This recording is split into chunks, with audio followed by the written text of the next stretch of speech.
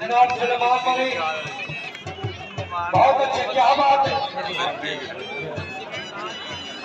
वो भी बुटीक जनाब भी सलमान मलिक साहब और संजीव। हाँ जी हाँ दूसरा राउंड लग गया पूरा जोड़ मेरा दूसरा राउंड फाइट रहस्य के अनुसार पता नहीं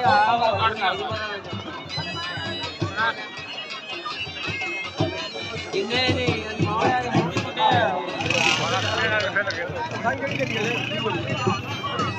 हाँ वो जानते कि नहीं सामने तो है नेड़े नेड़े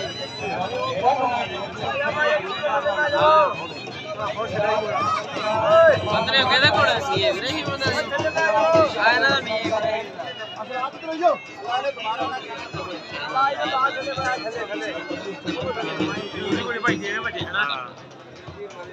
जनाब गौरी का नाम है अगली घोड़ी जीत गई। जनाब सलमान बहुत अच्छी घोड़ी चली और जोरदार तालियां होनी चाहिए।